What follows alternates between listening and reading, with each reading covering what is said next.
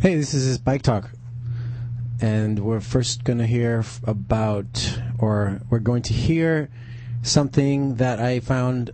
I just wandered in on Ciclavia Day, which was April 15th here in LA, when about 9 miles of city streets are closed off for bikes and pedestrians. I wandered into Orange 20 Bikes, and who was there but the Bike Snob, and he was talking about his new book.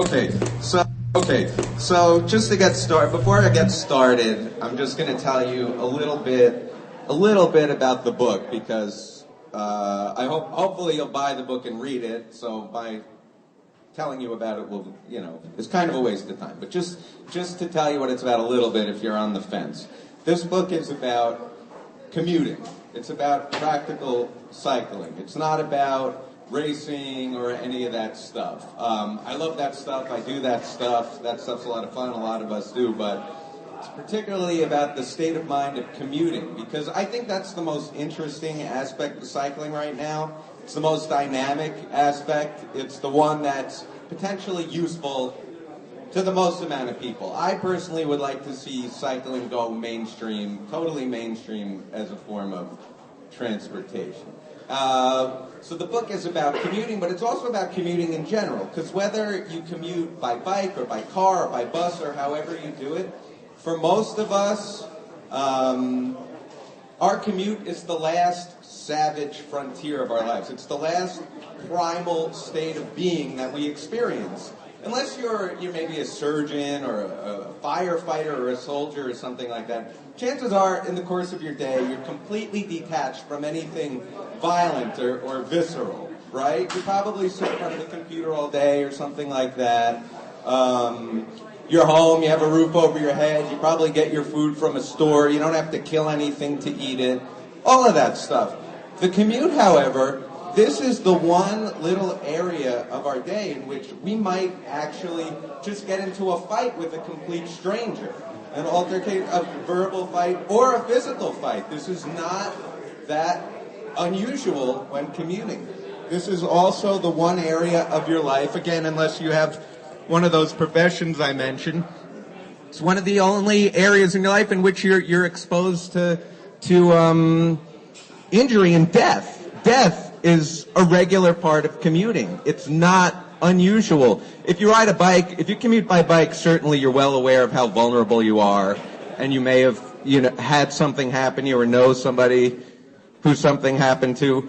But forget the bike, even if you just drive, death is a huge part of driving. If you're sitting on the freeway in traffic and you're wondering what the holdup is, and you turn on the traffic report and you hear there's an accident, you're just like, great, I got to sit here for another half hour. Somebody's probably dead or maimed in a pool of blood, and we just think it's another inconvenience on the way to work. So I think that's why commuting's it's a fascinating thing. It's this last area of just madness. So that's what the book is about, hopefully in a funny way. It's about the weird mindset we have when we do it and how maybe we can make it better. So that's the book.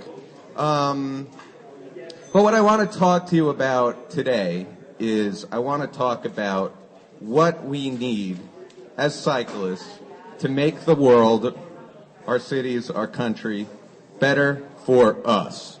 Now, I'm sure you feel, I go from city to city, and every city has a different level of bicycle friendliness. You know, you have Madison and you have Portland, and then you have places that are a lot less friendly. But even in the cities that are most famously for what? Minneapolis. Madison was a nicer place to ride a bike than Minneapolis. Oh, yeah. Madison was like cotton candy. Breeze. Anyway, I'm sure you guys feel, I'm sure this is one of these places where you feel you need more, much, much more. Do you feel like a second-class citizen sometimes when you ride your bike around here? Yes? Not enough bike lanes, stupid inconsiderate drivers, all of that stuff. A city that's built like as though the bicycle were never invented? Yes? Okay. How do we make this better? How do we get all this stuff that we want? How do we get all that stuff they have in Minneapolis that makes it such a wonderful place to ride a bike? Well, to answer that question, we have to look at how do things happen in our culture now, in our country now? How do things happen? How do you wield power? How do you make things happen for you? Well, this is going to get very heavy intellectual. I don't know if people in this part of the country are ready to think this hard. But what affects change in our country, in our world today? Well, one new but powerful force is... I'm late. No, not my book. There we go. Social media, right? Social media is a very powerful tool, right? The Arab Spring thing, which I heard about, I don't know that much about it, but right, Facebooking and tweeting your way to revolution, toppling governments, unprecedented speed and communication and organization, information, you can't stop information, right? Information is power. Sharing information is power. Social networking is power, right? It has changed governments at this point. So logically, we can use social networking, social media, blogs, very important, arguably the most important form of media in our culture right now. We can use these things to get revolution, to get what we want, right? No. You can do it maybe it worked in the Middle East. That's not going to work for us. It's not, because we're just going to use it, and we are using it at the absolute dumbest level. Like my blog with pictures of naked ladies on recumbents and people tweeting about where they rode today and look at my pretty new thing that I bought. That's social networking in this country for cycling. So let's scratch that. It's not going to work. Let's cross that off our list of tools to get what we want. Money. Now that's an evergreen. That's rolls of change. Money, now we're talking, right? Money is power in this country, is it not? Maybe the most powerful force of change in this country. If you have money, you get what you want. You can influence politicians, you can grease palms, you can lobby, all of that stuff. So, can we use money to get what we want? Well, there is money in cycling. There is a cycling industry. You're standing among a facet of the cycling industry. How much money is there in cycling? How powerful, how big a business is cycling? Well, according to cursory research I did in a matter of about 5 minutes before getting on the plane from New York, I have apparently U.S. cycling industry revenues of $6 billion in 2010. $6 billion a year. Incidentally, of that, if you're wondering how that $6 billion breaks down, $4 billion of those dollars was spent on carbon frame replacement, broken carbon frame replacement. The other $2 billion, just miscellaneous upgrades. Anyway, so cycling is a $6 billion a year industry. So we can throw a little weight around, right? We got a little lobby behind us, right? Not exactly, because let's look at who's ahead of us in line in the palm greasing department. You have the auto industry. Ford Motors alone is $128 billion. That's just Ford. That's not counting the other ones. So $128 billion is a lot more than $6 billion. It's like, I don't know, twice as much as $6 billion or something like that. And then you multiply it by all the other car companies, you got a lot of money. So they're ahead of us in line. Who else is ahead of us in line? Pharmaceutical industry. This is another giant that's $315 billion, and we know they get things done. They want a drug legal? they can work, they can make it legal. They want another drug illegal so they can sell you something else. They can do it, all right? So we're behind them. And then maybe, arguably, everyone is behind oil. That's the big one. That's $1.9 trillion. And a trillion is 2 billion. So it's like a lot. When you have a $1.9 trillion business behind you, you can dump oil on anything you want. You can drench the sad little pelicans. If you're walking your dog down the street and some oil company they can just get out of a car with a drum of oil and look at your cute little dog and glug, glug, glug, glug, glug, glug, pour oil all over your dog and give you the finger and go. They can do anything they want. They can invade, war. I don't have to go through all of this. So, they're up here, we're down here. So I don't think the money is going to work for us either. So, you may think at this point, well, we're screwed, we're going to stay second-class citizens, we've exhausted all our avenues, right? Well, there's one other very powerful force in this country. Cool your Minneapolis Jets over there. All right, one other very powerful force that allows you to exert influence far beyond your numbers or your wealth. Would anybody, this is your moment to shine, would anybody care to guess what this other force of change in this country is? Minneapolis? What is it? No. Good try. Yes. PowerPoint. No. That's social networking. One more try. Sex. No. All right, hey, just stop. Religion. Religion is very, very powerful in this country, is it not? This country is founded on a principle of religious freedom, which means that we have to indulge every wacky religion out there. In practice, there's discrimination against certain religious groups, but for the most part, you have to accept all religious groups. Moreover, certain religious groups are extremely powerful. And the fact of the matter is, like it or not, in this country, if you don't profess a religion, believe in a religion, you are not going to achieve a position of power politically. In our lifetime, I would be willing to bet that we will not have a president who openly says religion, that's superstition, I don't believe in God. It's not going to happen.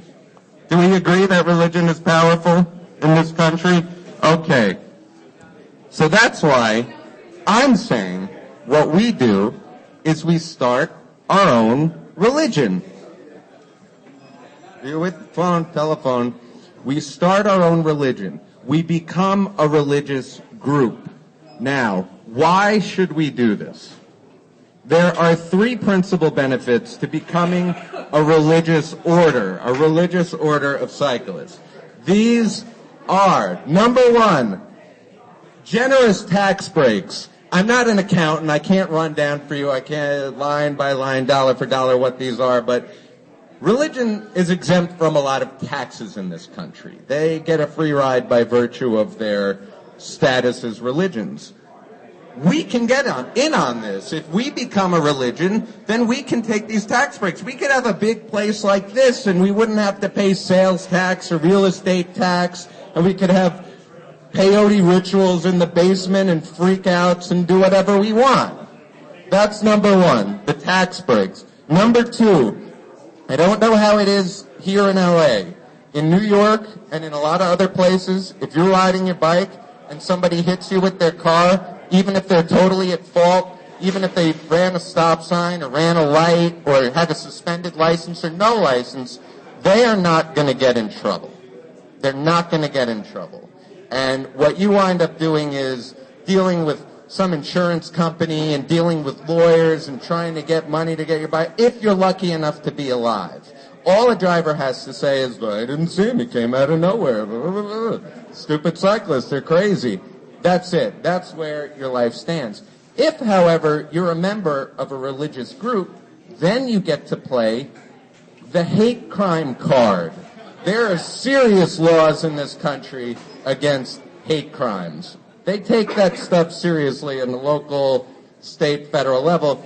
Can't commit a hate crime. So you're part of a cycling religion. You're a religious devotee. This is your culture. This is your way of life. Someone runs into you with their car. They've committed a hate crime. Much. That's not a 20-minute call to Geico. That's serious business.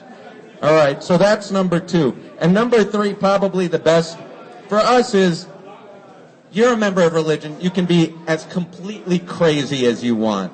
And we need this. We need license to be crazy because we are crazy. We're crazy. Look around you. Look at the clothes everybody's wearing.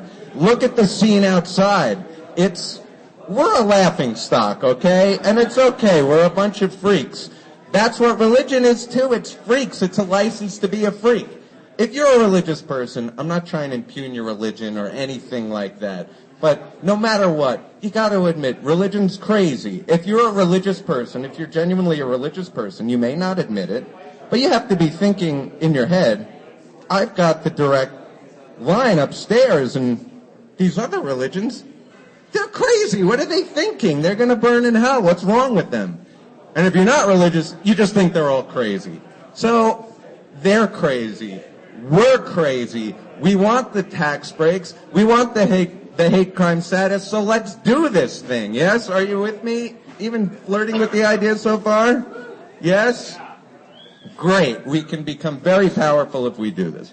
There's just one little problem, which is that you can't just say you're a religious group and expect to get accepted, expect to file, get the exemptions and stuff. And this is hard.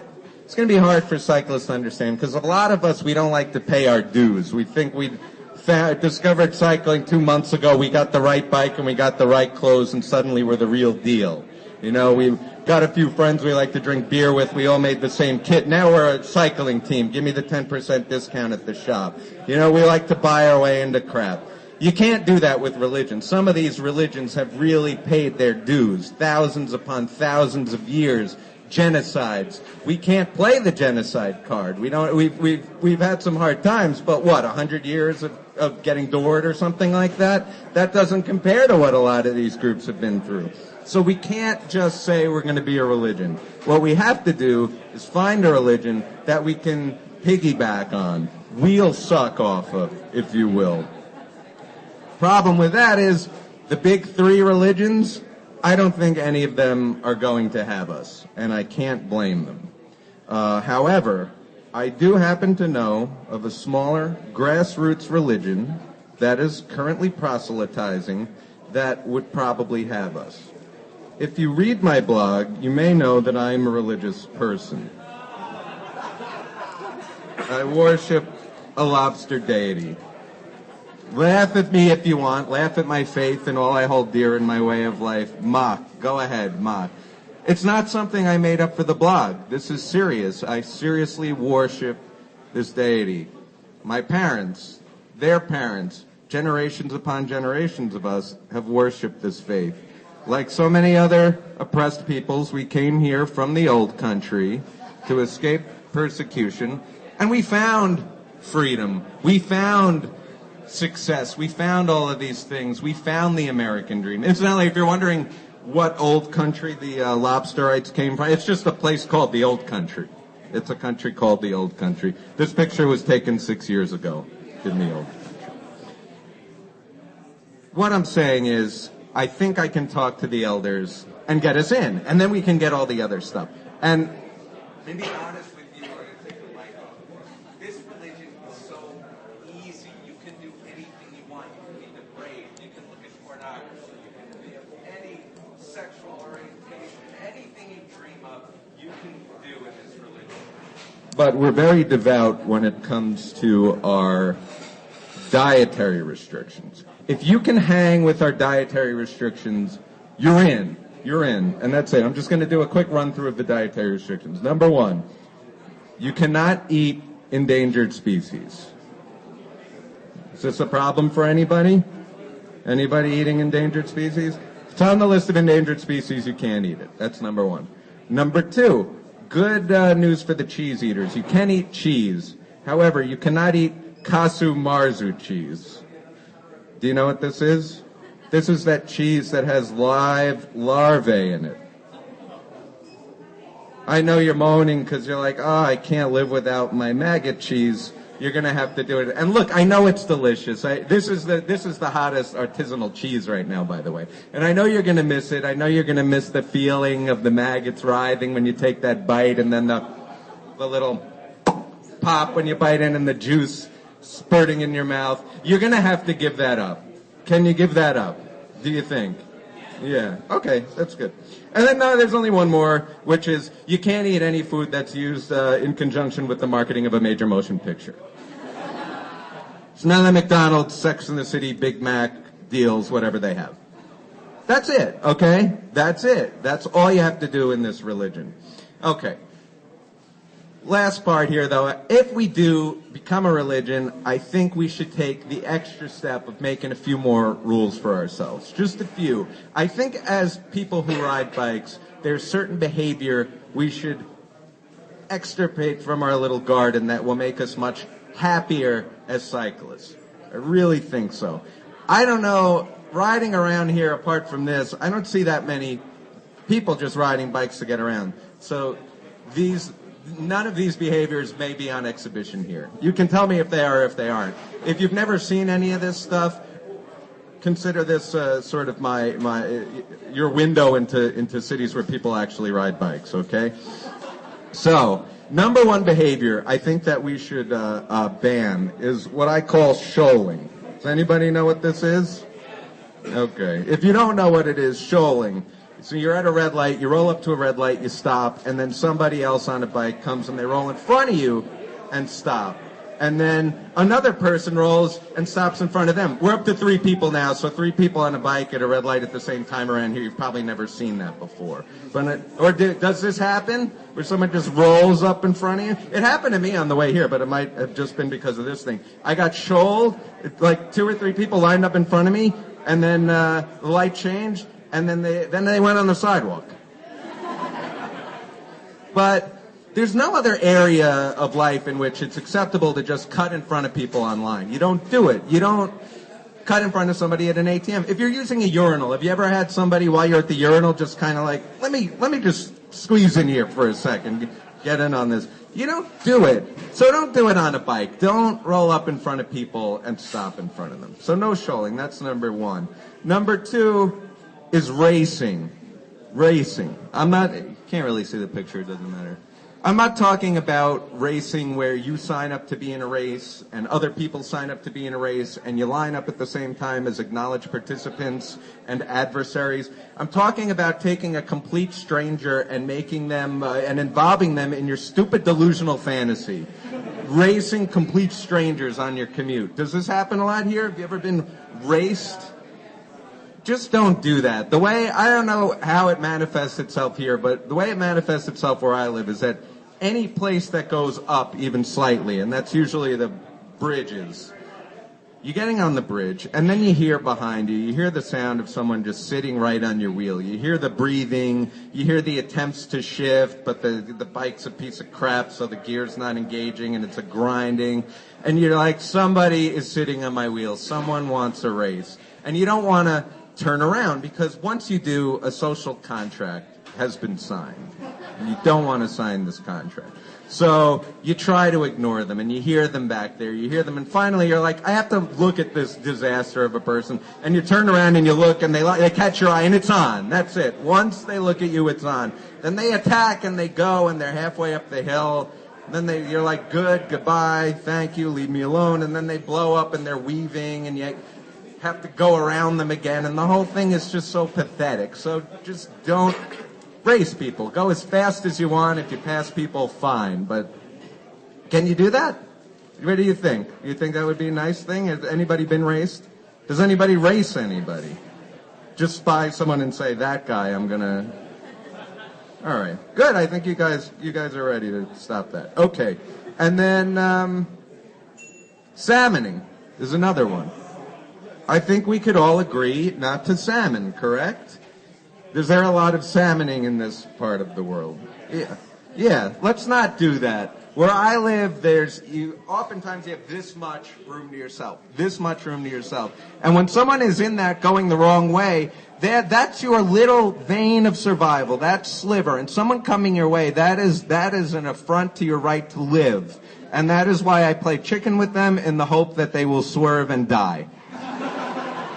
And just as a little aside, I say this in the book, there's nothing wrong with thinking just absolutely. I believe you should not argue with people. You shouldn't get into these fights. You should avoid it. But thinking, you should feel free to think and ponder and meditate on just the most hateful thoughts. Hateful, because there's absolutely nothing wrong with it. You know, when people say it's wrong to wish death on people, don't think that way, it's negative. It's totally fine. You cannot wish someone dead. I can wish with my heart and soul all I want that someone's going to die. They're not going to die. So if someone cuts you off in traffic, some driver, feel free, I love to do it, to just disappear into this fantasy of just the most horrible things happening to them later in the day, like getting caught in an escalator and dogs chewing off their face. It's not going to happen. It makes you feel good. And the best part is, if it does happen, if they should happen to die later, it had nothing to do with you. It's not your fault. And it's win-win. So feel free to embrace the hate. So no salmoning. And then this is one, I really don't know if this happens here. Circling. Yeah, so what happens with circling, this is at an intersection. Certain types of cyclists, the one who ride those kind of bikes, they don't believe, especially, that's not all who's guilty of it, but especially them, you don't ever put your foot down. It's not allowed. I don't know why. I don't know what the big deal is to put your foot down. There's nothing wrong with it. But in that culture, it's the ultimate act of supplication. It's like rolling over and exposing your soft underbelly to put your foot down. So there's different ways to deal with it. And the seasoned person will do the track stand, right? And then you have the people who are good at the track stand, and they look like the bird dog who's locked on, just the kind of... It always looks really silly. It's always the look, the 1,000-yard. Right, you have that. And then you have the people who are getting the hang of it, but they're not so good at it, and they're just like... Right, the skiing. And then you have people who just can't do it, but they still won't put their foot down. So they ride and ride around in the crosswalk, around in circles. And what happens sometimes is, what happens to me often, is that they'll ride around in the crosswalk in circles, like around you. So you have someone, have you ever had this, somebody circling you? And when one animal walks in circles around another animal, what it means is that the circling animal is going to kill and eat the other animal. And we know this, you feel this is in our DNA. So when you're circled, it's extremely threatening. If you were waiting for a bus and some guy just started walking circles around you, like, this person's a psychopath, I'm calling the police. So don't do it on your bike. No circling. If you can't do the thing, just put your foot down until you work it out. Go practice in your living room. Don't circle people. That's it. That's it for on the bike behavior. Just a few things. Two things I'm going to go through real quick that I think should be taboo. Number one, pornography. As I said, lobster religion, very permissive. Look at all the pornography you want. Enjoy it. No problem. Bike porn has reached epidemic proportions. This I have a little bit of a problem with. Like with the handmade bike show and all that stuff getting so popular, and every single website and every cyclist thinks he or she is an amateur photographer. And after these shows, you go to any cycling related website and there's just gallery upon gallery of photos of bikes over and over again, and people spend 7 hours in at work and just looking at these pictures and clicking, and after a while you're not even looking at a whole bike. And I love handmade bikes, we all do. Anyone who rides bikes likes nice bikes, but it gets to the point you're just looking at one tube connecting to another tube, and just people commenting like, oh god, yeah, must have. And what it does is it dehumanizes the bike as a whole. The bike ceases to be a bike. You covet other bikes. You neglect your own. It destroys families. you gotta ease up on the bike porn. And then the last thing is information overload. I don't know if you can see this, the GoPro and the SRM and the Garmin. There's a thing going on right now where people seem to feel if the ride wasn't uploaded or filmed, that it didn't happen. The ride happened, okay? And furthermore, nobody gives a shit about your ride. Gotta set yourself free from all of this stuff. It's too much in the wattage tracking. Watts. What is with watts? You lost the race. You lost. It doesn't matter what your watts were. If you suck, you suck. You want a number attached to that, fine. Or maybe you won the race. Maybe you're really good. Same thing goes. So who cares how many watts? It's enough with the watts. It's enough with the videos. It's enough with everything. Strava, racing people up hills you don't even know. That's even worse than racing strangers on the commute. So just detach yourself a little bit from that. And then I think if we at least try to do all of that stuff, then we could one day get there. And that's it. That's all I have to say. So thank you. So,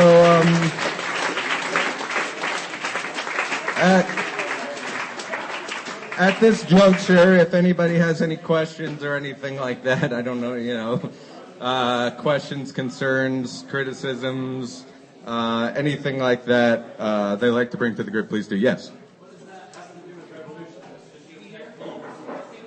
Revolution is the religion. If we become a religion, look, I'm going from city to city. If every city, every cyclist became a member of a religion, we could be like the Mormon. We could have a presidential candidate.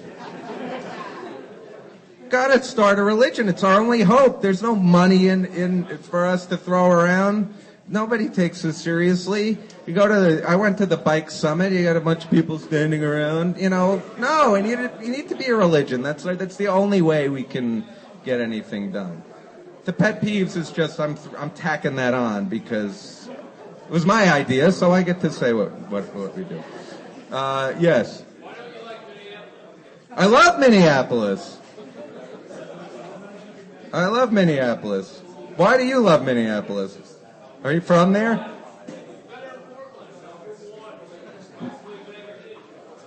You're really, but your Bicycling Magazine says something's number one, and that's good enough for you.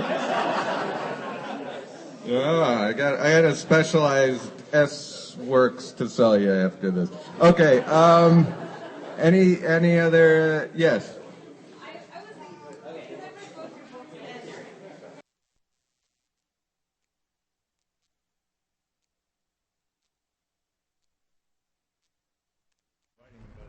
Appreciate it. Thank you. Oh, not a problem. Okay, you guys are on. It's actually your studio. We're just sort of finding it until you show up all the time. Thanks. Okay, so right now we're here with. Oh, hi, Eric. My name's Steve Musnicki. I'm with Radical Outreach, People Empowered Incorporated. And that is ROPE, right? Yeah, ROPE. For short, it's called ropebikes.org. Right.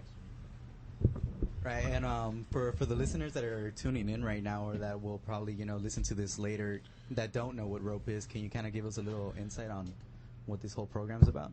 Sure, Eric. We started the program about 2009, and we were called Angel Bike at first.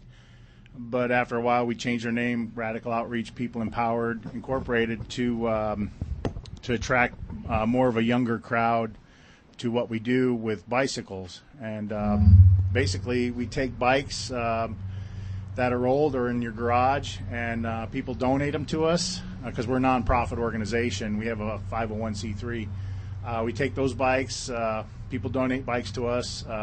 We give them a receipt, and we take them and we repair them and fix them up and give them to kids in need, and we give them to adults that are struggling with trying to get to work, or students that need transportation to go to school. Well, that sounds great. It kind of sounds like, so what Chicken Leather here does with the bike oven, but, instead of, they don't give out bikes, but it's kind of like the same thing what they do. People give them bikes. They either fix them up or, use the parts to build a whole new bike. And So how long has this been going on? Again, it's been going on since 2009, but I do want to say thanks to Chicken Leather, because I was down at the Bike Oven about a year ago, and I met Harv down there, and we met through the internet. And when I went down there, they were very generous to us. They gave us a pile of parts that we really needed to repair some of the bikes that we keep at our shop, And the shop's actually run out of my garage right now. We're looking for a space for a generous donor to give us some warehouse space to do more work for the community. Basically, what we want to do is we want to give bikes back to the community, and we just take bikes that are in need of repair. Most of them come out of garages, just need air in the tire and a quick safety check, and they're ready to go in a washing. So we have volunteers that come over, we wash them, we repair them, we do a safety check on them, and then we have another group of people that goes out and finds families in the community that need them. And sometimes we even go to events. Some of the events we've done recently, one of them was North Valley Caring Services that happened back in March. The community was down by Parthenia and Sepulveda there, really small income community. They had a bikeathon there, and it's their 8th annual bikeathon, so they invited us, and we set up a tent. We gave away 12 bicycles at that event, and most of them were kids' bikes. But again, the kids that came up and needed a bike, we would talk to them, and then we'd ask their parents, would you like is it okay for your son or your daughter to get a bike? And they'd look at us and say, well, what's the catch? Well, there is no catch. In our nonprofit organization, according to availability, we give out what we take in. So if we have bikes available, we give them out as fast as we get them in. But then the kids get on the bikes and they say, can I ride the bike? And I'll be like, sure, it's your bike. Yeah. And they can't believe it. I mean, it's really something that we're radically changing the community by giving bikes back to the community. We also do different fundraisers throughout the year to raise funds for new bikes. We've done a bunch of schools, elementary schools in the valley. We have one coming up in June for Sunnybray Elementary School, and their PTA is able to raise funds for 6 brand new bicycles from Huffy. Now, when I say raise funds, each bike that we get from Huffy is about $35 per bike, a brand new 20-inch bike. We'll try to match that with our organization. We'll try to raise funds to match the 6. So we'll try to give them 12 or more bikes, brand new bikes, and they give them out for their student achievement awards at the end of the year in June. So we've already talked to the principal there. So it's a really big deal, and we've done that to other schools too. In Thanksgiving, we gave away 16 bikes to Newhall Elementary School. We raised funds. The Newhall Bike Company out in Newhall, they fed about 3,000 homeless people, and we gave away 16 bikes for Newhall Elementary School, brand new bikes, and it was really cool. We gave them helmets too, because that's one of the things we want to do is raise funds for helmets. It's like $9 for a helmet, including shipping from Bell. So yeah, that's what we do. Well, that sounds great. It sounds like you guys are doing like all sorts of good, especially for the youth around. Where were you guys at? Ciclavia was last week. By any chance, were you guys there? No, we weren't at Ciclavia. Unfortunately, we weren't. I was on vacation last week, but next year I'd like to be more of a participating group in Ciclavia to help the community out in the area that downtown. So we'd like to raise funds to give kids bikes, brand new bikes for that event too. And it's really promising because as every year goes on, we grow and grow more and more. Recently, we also gave bikes away to some of the men at the Midnight Mission. They go through a program called CPR, and in that program, they get clean, they get a job, they're trying to get on their feet, but still they don't have a driver's license, so they have a small job. So what we do is we ask them to provide a good lock, and I mean a good lock, because you know how it is in Los Angeles. Yep. But we ask them to provide a good lock, and when they do provide a good lock, we give them a good bike. We give them a really nice, either mountain bike or something that'll get them around town that they can put on the bus, and they can ride from the bus to where they work. Yeah. Well, I mean, I'm pretty sure. I don't know if someone here can correct me on that, but I think there's going to be another Ciclavia somewhere this year, right? The 15th of October. There you go. So maybe you could Say the date. Yeah. When? 15th of October. Yeah, so the 15th of October is going to be the next Ciclavia, so maybe Rope can, be there and, raising awareness of what you guys do. you mentioned, all these things about, getting new bikes from Huffy and everything. Do you eventually see, Rope growing from, maybe instead of not getting old and used bikes from people, instead of, growing to, getting new bikes from, brands like Huffy and other stuff like that? Yes, we do. Our future is really great. We're right now we're going to be in the process of contacting donors, monetary donors, and companies that'll help us. For example, we're gonna try to go after some of the Frito-Lay and Pepsi companies, things like that. Companies that are bigger, that can do more for the community. When they give back to the community, we take that donation and we turn it over into the community. So we already been to the Interbike bike show in Las Vegas. We went there. This year was our first year, so we did have some really good donations from them. One of them was Feedback Sports. Jeff Nita gave us a couple of bike stands, and there was some other companies that donated to our organization, which is really great because we're getting to know them, and the more we know them, the more they'll give. And also, some of the local bike shops in the community have been helping us. Topanga Creek Bikes.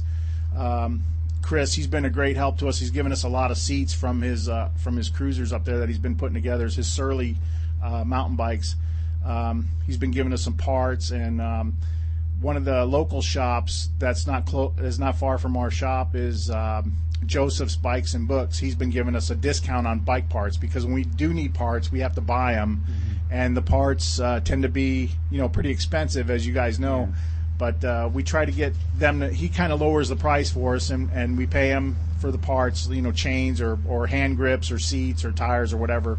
But he gives us a good deal on those. Well, that sounds like really, really good. So the show in Las Vegas, that's usually the show where, bike companies come in, show off their new stuff and everything.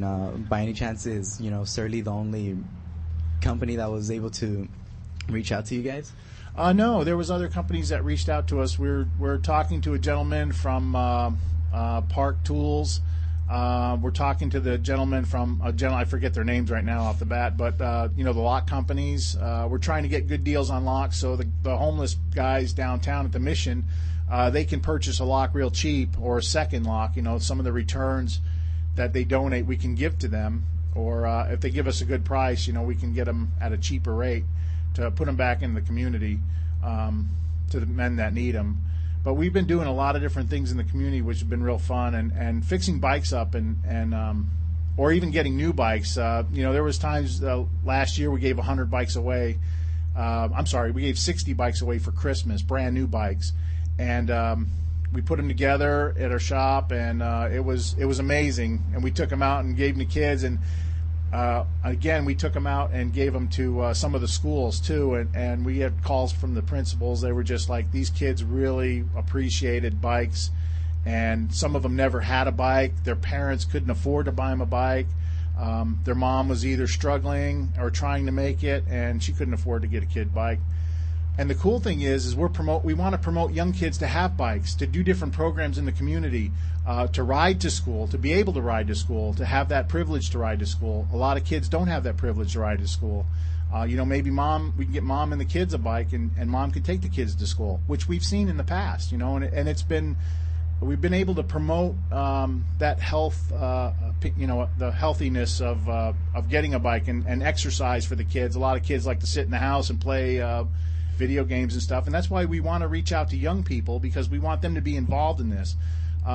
One program we're getting involved in the next month is a group of kids that are kind of incarcerated. They're underage kids. They're at a camp. I'm not going to mention the camp name right now, but because we're going through the process of bringing our group up there. But what we want to do is we want to take these kids that are incarcerated and teach them how to repair a bike, how to fix a bike, what to look for, and to have them have hands-on training with repairing a bike and assembling bikes, brand new bikes. And then what we'll do is we'll take those kids and the bikes they've built, and we'll give those bikes to the community. So those young boys that are incarcerated will learn a trade and learn how to repair a bike or assemble a bike, and they'll give them back to younger kids. Yeah. and maybe that'll help them see that they're of value, they're worth something. They're not just, gangsters or hoodlums. I mean, at least they can, learn a trade and give back to the community. And believe me, that feeling of giving a kid a bike that never had one before is a great feeling. And I hope I can pass that on to those young men and show them. Another program we got for that is for those men that are going to learn this trade. We have potential companies at the show in Las Vegas that have sponsorship for riding groups, and we'd like to get them involved in these sponsorships. Maybe one of these companies can sponsor a riding group in the Valley or in Los Angeles, and these kids could be their riders, to promote their business, which would be awesome. Yeah, I mean, giving a bike to kids really young is also really great, because that's the chance when they can really get hooked on the bike. And the earlier you get them on a bike, there's a better chance, that, like you say, they're not going to stay home playing video games and watching TV and live a more active lifestyle, which is always great, because, I mean, weight problems here in the U.S. are a big problem, especially with youngsters because of that. But, I mean, are kids usually the ones that you guys are handing out bikes to more, or... Eric, we started with kids, and it's grown into students and men and women that are that need them to get to work. The price of gas is outrageous, and we want to promote more of a bike environment in our community. Right now, they've have some bike lanes and they're empty. I don't want to see an empty bike lane. You guys don't either. I want to see that bike lane full. Right. Any other country you go to, the bike lanes are full. Asia is just crazy. Bikes are insane over there. I've seen some pictures of, in China where they have, in factories, they have like parking lots, but they're meant for bikes, and they're full. And, it's so different to see that, because right here, we're more used to seeing, cars. And, over there in China, people mostly rely on their bikes to, to get from place to place, because I'd assume, buying a car over there is, pretty expensive, and maybe their wages aren't as great as they are here.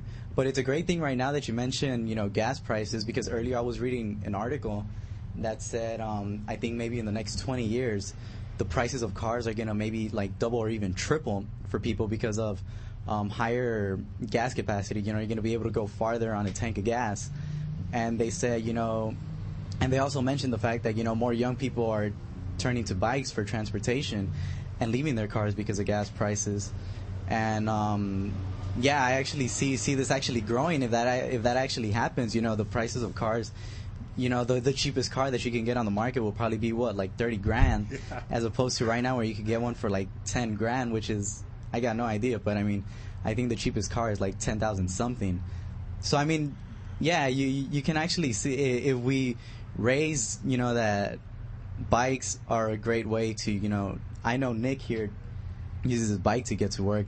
When I was in school, I used to see him, with his huge backpack on his back, with all his school supplies and everything. And I don't know how hard that is, trying to stay balanced on a bike like that, and especially in the morning when you're not the most, active, I guess. We have him in the studio. Let's ask him, how hard is it to balance all those books on your bike?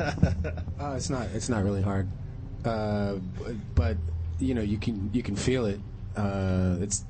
Your shoulders kind of cave in a little bit after a while. Thank you for asking. Yeah, but I mean, going back to that, what the future might hold for like car drivers. I mean, do you really see more people riding bikes in the near future instead of using a car and relying on a bike for transportation? I mean, we're trying to promote that in our community in the Valley. I mean, when I talked to, I wasn't brought up here. I was brought up in New York State, but when I was talking to some of my friends in the Valley, they said when they were young, that's all they did is get on their bikes and get around the Valley.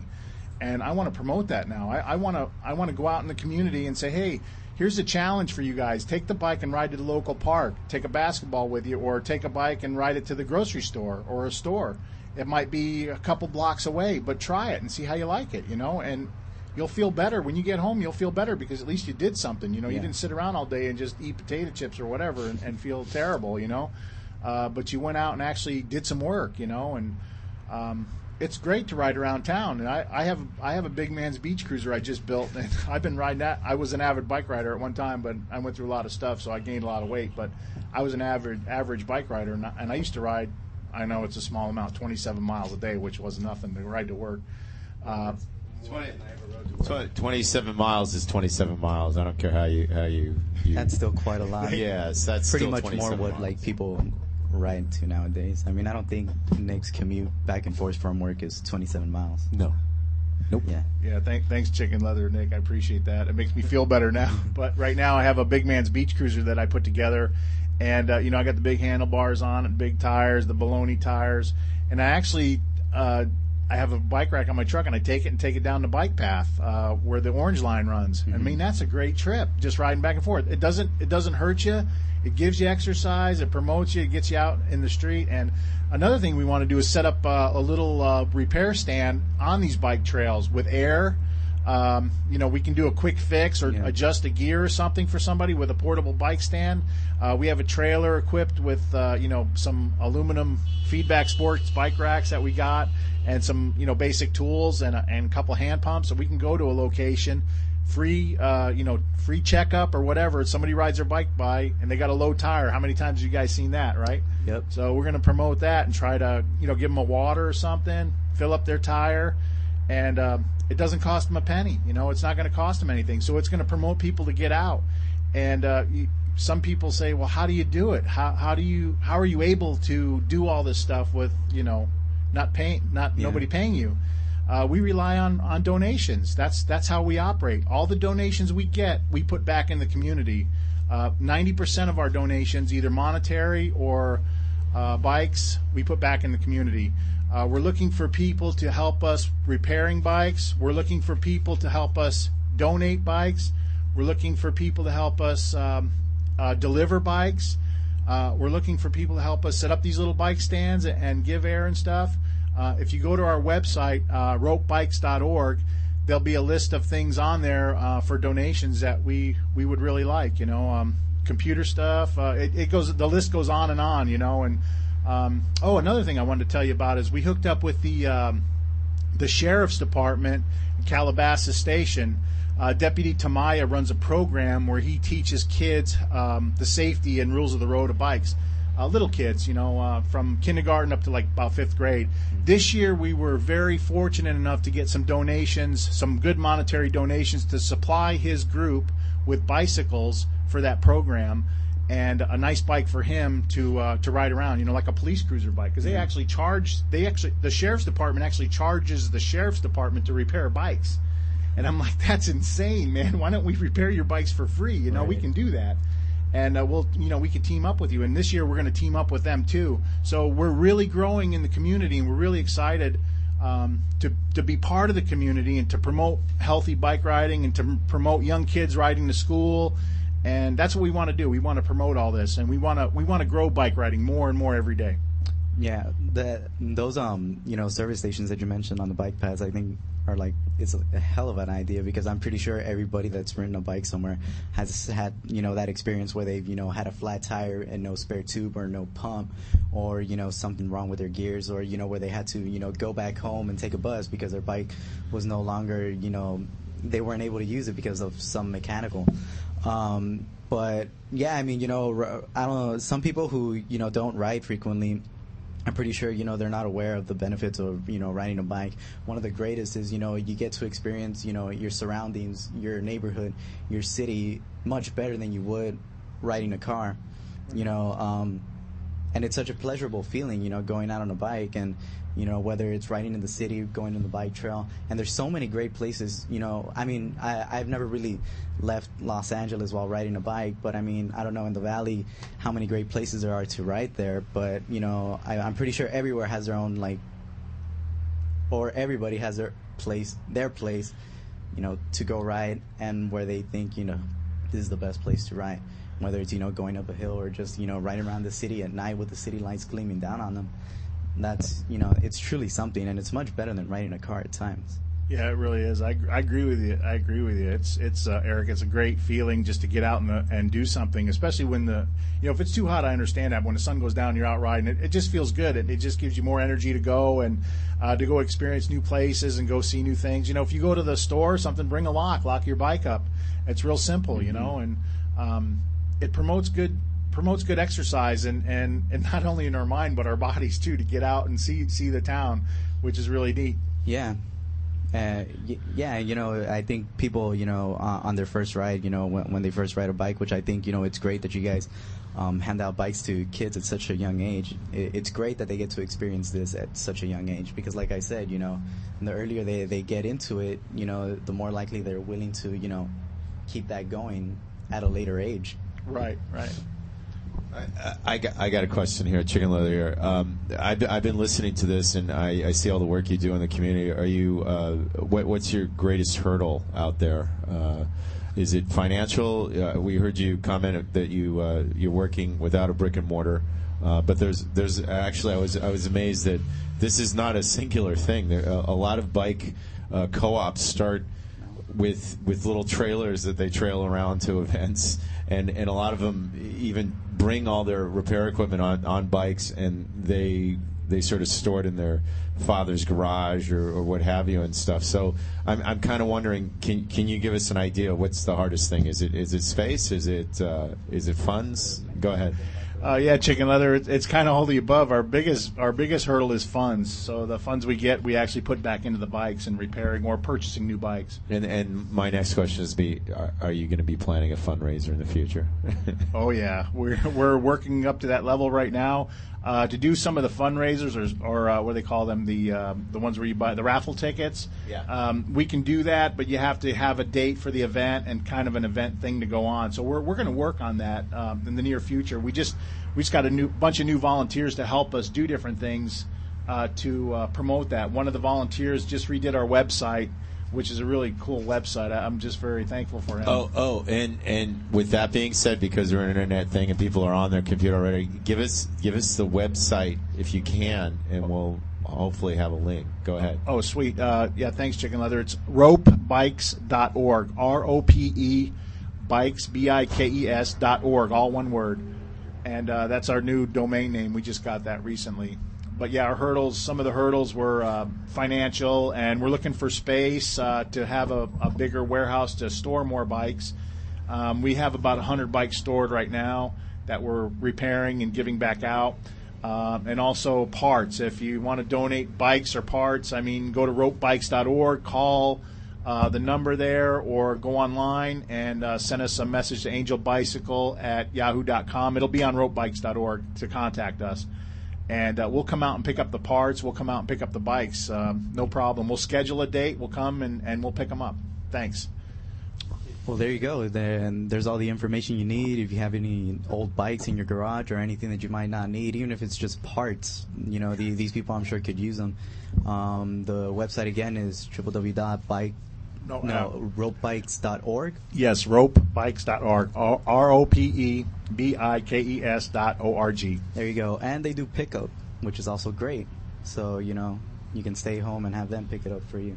Yeah, if you got a bike laying around the garage or in your house or at your neighbor's house, give us a call. We'll schedule an appointment and come pick them up. Thank you. And it's for a great cause. And we're going to wrap this up. And,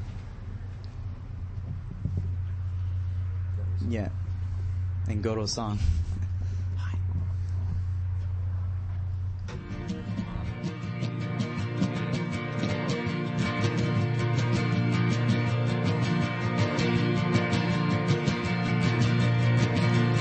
It was one of those days when you could see it coming. It was one of those days when you could see it coming. Woke up confident that you'd hit the ground running. It felt like love was on its way, just like you felt it yesterday. In fact, you felt it every day since you were 20, honey.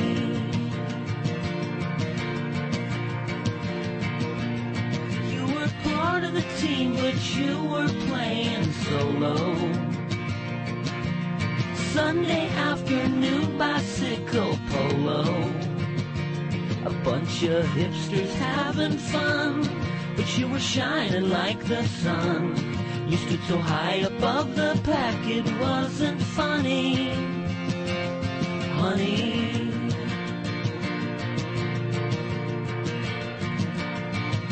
Don't let 'em get inside, keep some for just yourself. But honey, don't just sit alone up on that dusty shelf. Don't let 'em drag you down, don't let 'em in your blood. Oh honey, hold your ground, it's bound to come around. Yeah.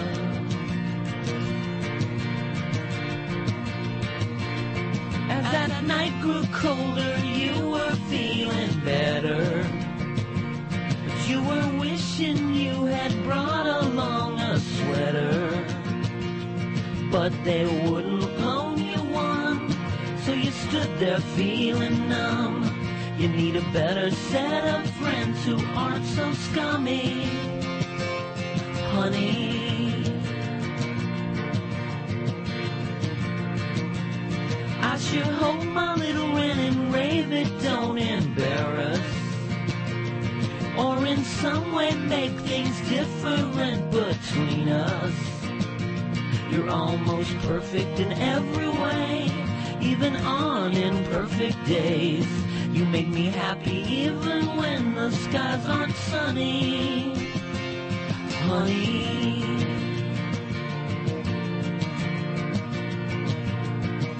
Don't let 'em get inside, keep some for just yourself.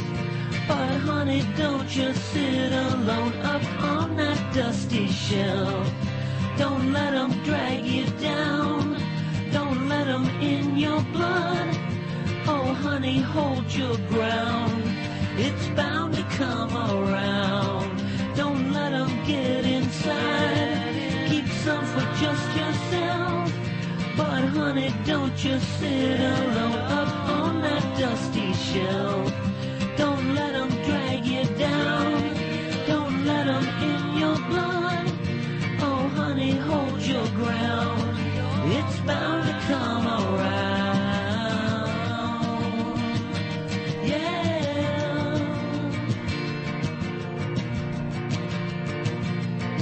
Ooh, ooh.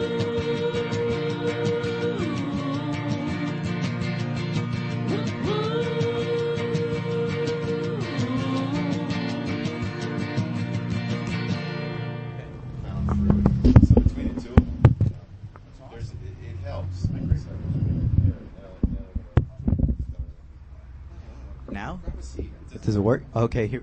And now in the studio, we got John Reed Torres, who was another one of Nick's students here, to talk about ways in which bicycles could provide energy, right? Right. Right? Yeah. All right, so tell us a little something about that. Well, hello. In Latin America, I forgot the specific country. I think it's Brazil. Okay, we'll go with Brazil for right now. Yeah, Brazil. They're having a program over there worldwide where they recycle bicycles here from the United States and take them there, and they make household uses for them, which is like efficient because they don't use electricity or any fossil fuels to fulfill what they need. Like they take the husks off of corn with them, or they use them as blenders, or they use them to generate electricity for other things, or they wash clothes with them, or drill holes through pieces of wood, all kinds of using things. a bike. Yeah, just And old is that bicycles. like what, all with pedaling or how Yeah, does it's it work? all like manual power. That's amazing. Yeah. I read about this cafe somewhere here in the U.S. It's a coffee shop, and I guess the seats are arranged, I guess, like in a unicycle or something with a bike. And when you're sitting down there, you know, you're pedaling, and the pedal power that's provided by, you know, the people that go there is part of what provides the energy for that coffee shop. Wow. So, you know, the lights, you know, the power that comes to, you know, you brew your coffee, or the blenders, I guess you can say some of it is coming from like the people, you know, pedaling on the bikes. Wow, that's amazing. It is. It's like you get a workout and you get your coffee and it's green all at the same time. Yeah.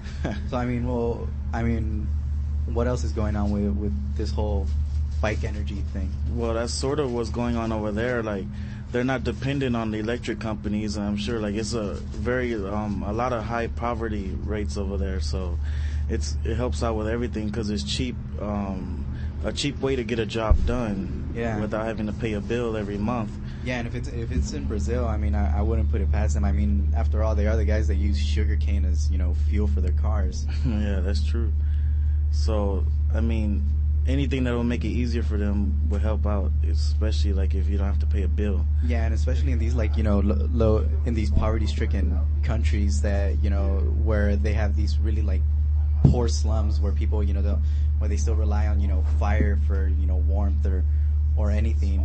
You see a lot of these people dependent on bikes too. Where they ride several miles to get from where they live to the city. And it's great that they're using, their mode of transportation to also provide electricity for their homes for, warmth, or whatever it may be. Yeah, that's true.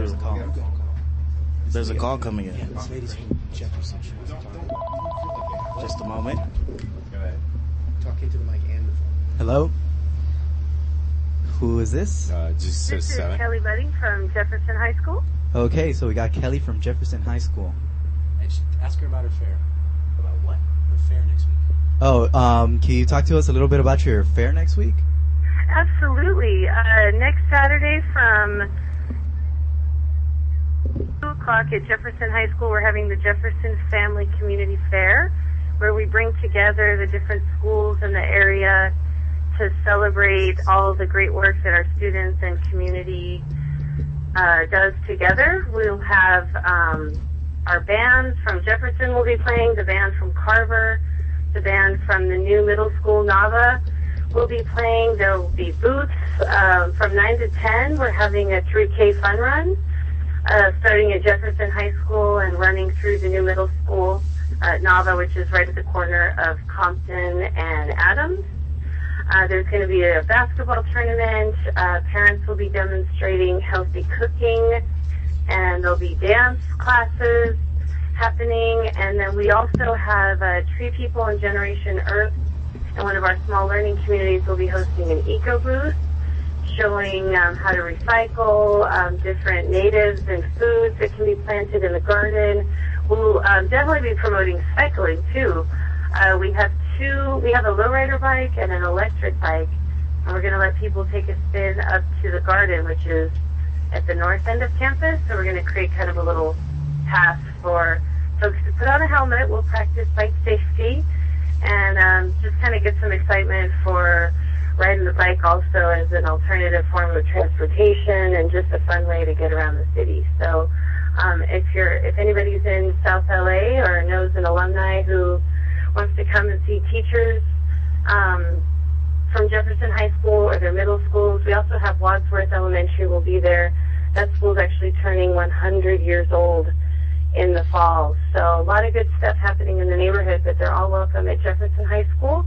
The address is 1319 East 41st Street, the corner of Compton and 41st in historic South LA, and that's next Saturday, April 28th from 9 a.m. is the fun run, and then the booths go from 10 a.m. until 2 p.m.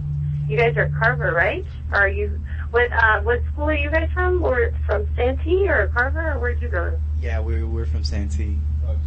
Okay, great. So anybody from Santee is also welcome. There'll be food, tacos, free food, and food to buy. So we'd love to have any of your a bunch of cycle. Santee students there from Carver and some of those other schools that you mentioned.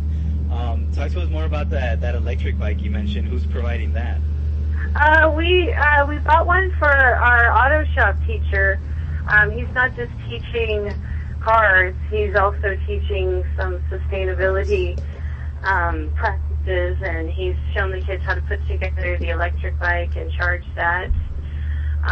So we actually own it as part of the schools. And then we have the lowrider bike that we've had part of the after-school club. It's a trike, so that's easy for kids to ride if they're little. You don't have to balance. It's pretty easy to ride a tricycle.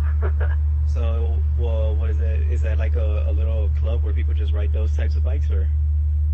Well, we had it. It's kind of gone off and on as we've had different students who have been interested in putting together kind of custom bikes.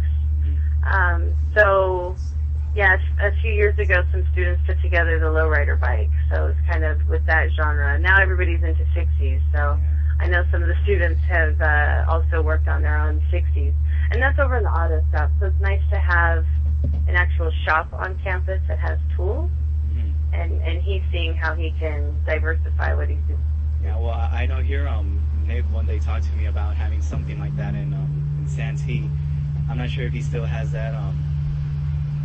I'm not sure if he still has that, vision to have one. He's not in Santee no more, but I mean, in the school he's in, I'm not sure if he still wants to, have something like that where you can, set up shop in a school and sort of make it like an after-school program, and show kids, how to fix bikes. And all that good stuff.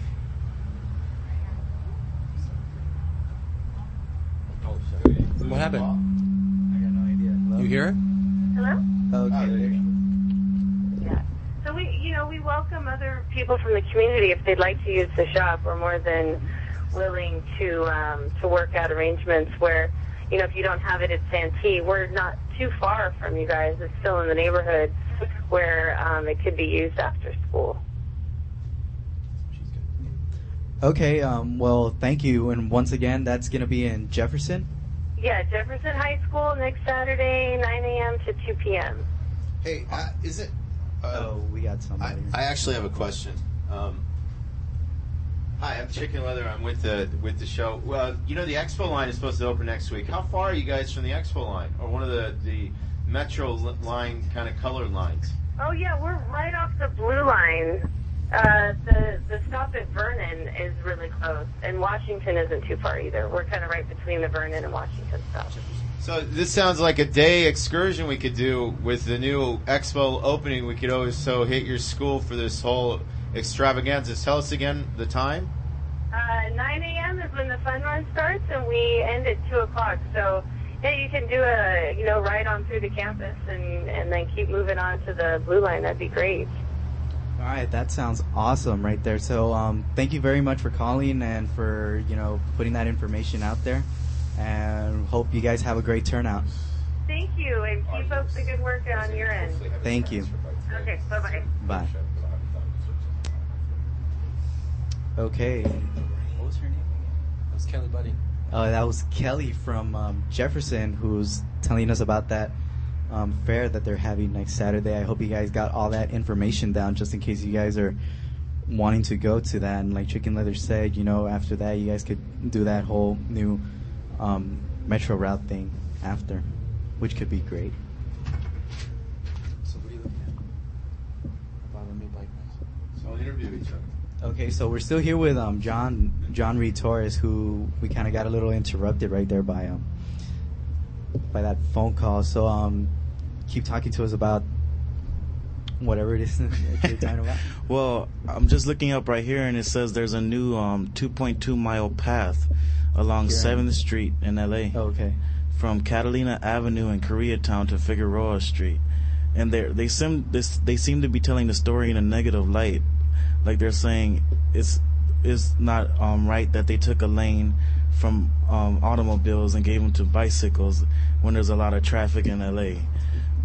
Well, that seems kind of ridiculous. Well, that's LA for you. I mean, motorists aren't really too keen to bike riders. I know, but we have so many of them. They like, it's about time they had some change. Because I remember back in June, I was going down Broadway near King Boulevard, and I was struck by a car because there was no bike lane. Everything was congested, and I had a concussion and everything. So I mean, these lanes help prevent hazards like that. Yeah, I mean, a friend of mine, I think like 2 weeks ago, I'm not sure if he was riding home from school, but he got hit by a car. It was nothing bad. He just said he felt a little sore from his side. And he said, all throughout that week, it wasn't his week for riding a bike. I remember on the Friday before that, I was riding out with him, and he almost got hit by a car. Like, he didn't get hit, it was just like when you brake really hard on a car and like that. And then he said he fell off his bike right in the street. And then when he got hit by that car there, he said, like, you know what? This is it. I'm I'm not riding no more. He said he was too scared to ride a bike now. So I don't know if it's just something that was in the moment, or if he's actually going to pick up the bike and start riding again. But it really did seem like when he got hit by a car, like it was the last straw for him.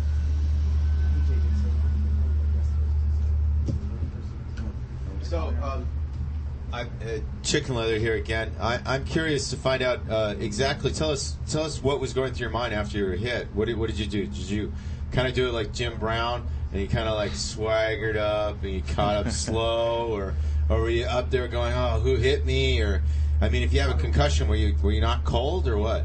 Well, I was out for just a few. I was out for like a few seconds, and then I got up and everything was like dazed. Like there was a metro bus there and everybody was looking at me. Did the guy stop? Yeah, he stopped and he actually drove me home. And that's generous. Oh, that's a real different thing. Usually. Yeah, but he didn't leave no information or anything. Oh, so he dropped you off without identifying himself. Yeah, but luckily I saw on the back of his van it said his company. Where he worked, so they caught up with him, and then they said a little CSI work there. Huh? Yeah, because I mean, I had a concussion and everything. Like I couldn't ride my bike for like a month. I was on crutches. Like they took me to the ER and everything. Wow.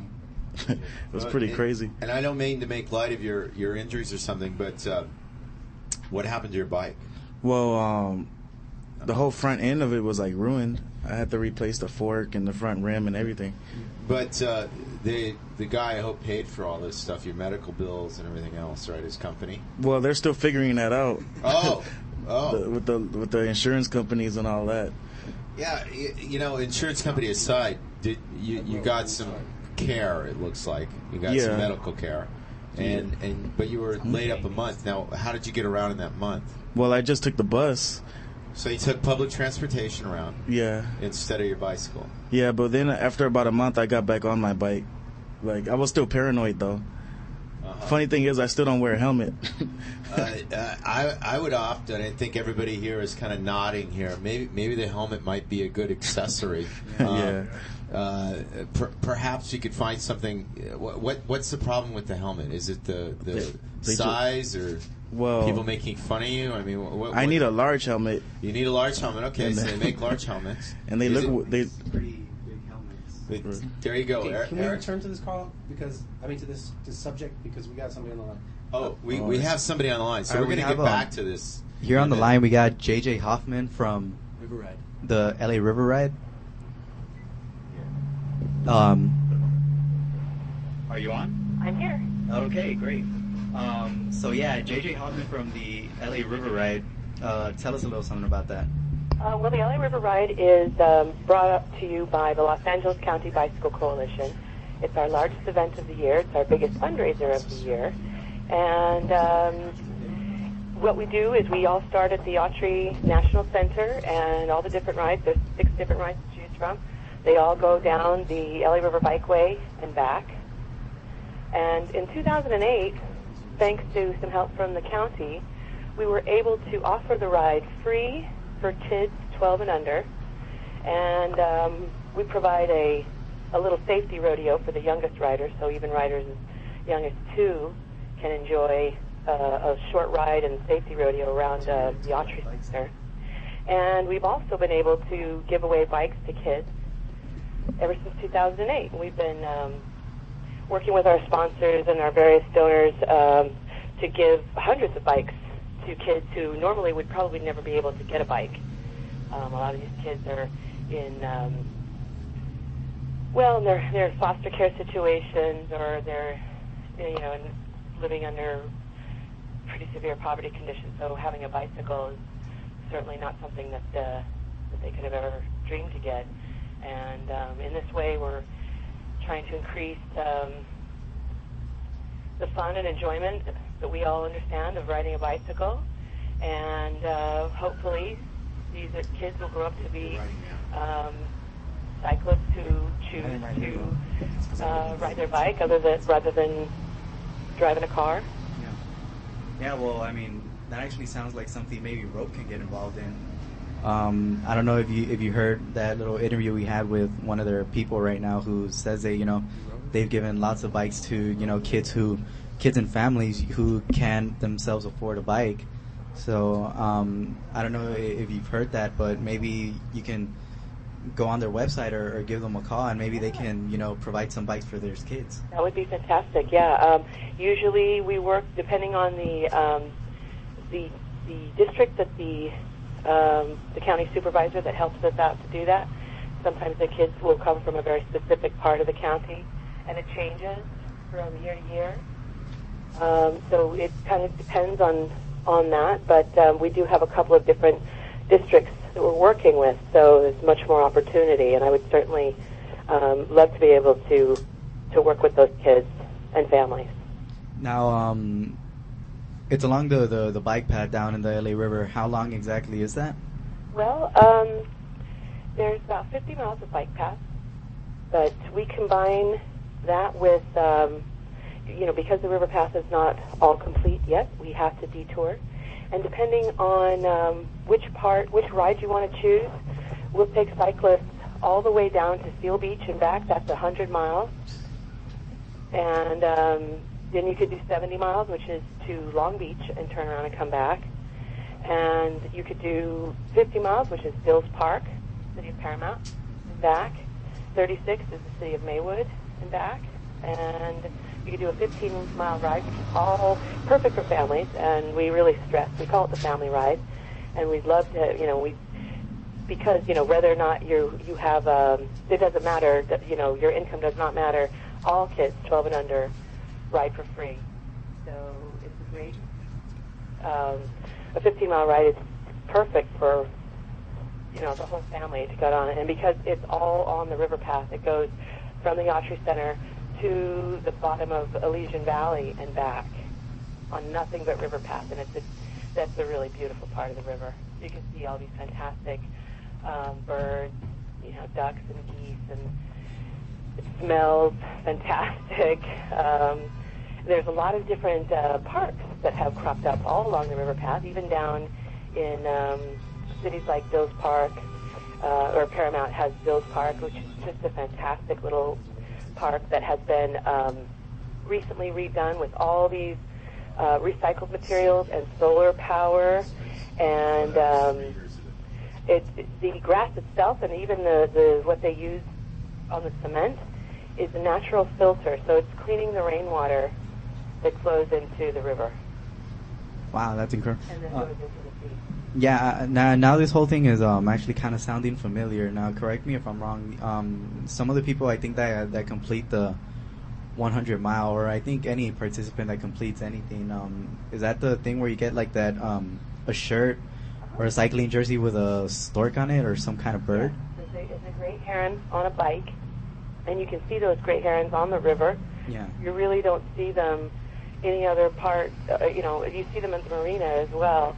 And at Iona Creek, they mostly have the egrets, but it's the only way you really can see these birds and enjoy their majesty. I mean, they're enormous and have these beautiful long thin legs, and it's just enormous wings, and it's something to see.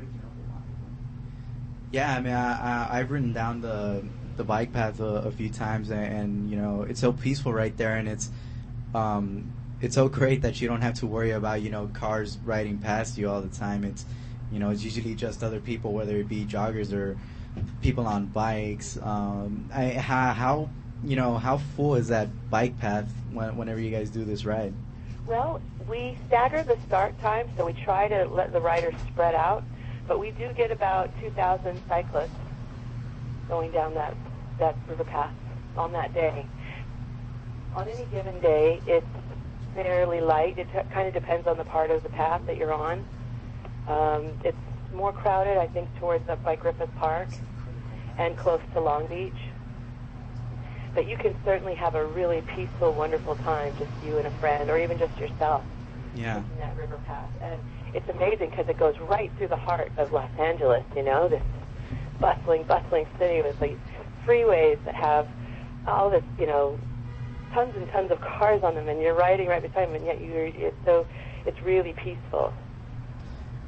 You mentioned I think getting out of the bike path for some of the rides, are some of these street closed for the riders? We do not close the street. However, we do have a lot of safety monitors out there riding with you, and we have ride marshals that ride with you, and we have support vehicles that are keeping an eye out for you. And if you have a mechanical problem with your bicycle, we can fix it and get you back going. If it's something that can't be fixed right then and there, we can drive you back to the start.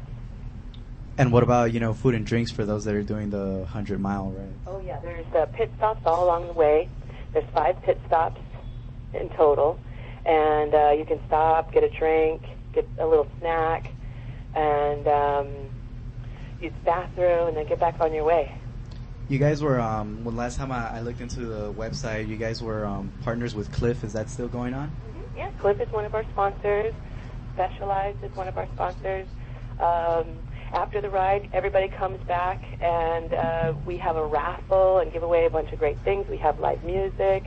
We've got great food, and New Belgium is one of our sponsors. We've got their New Belgium beers for those who are old enough. And T-shirts, and everybody gets a goodie bag. It's a lot of fun. We're going to raffle off a bicycle.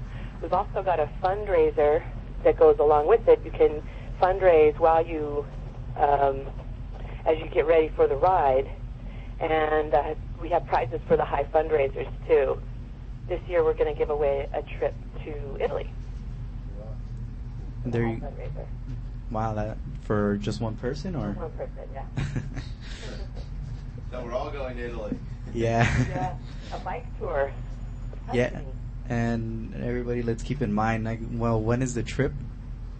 The trip, we have to actually, we have to finalize that. It has to, I've still got to work out some of those details.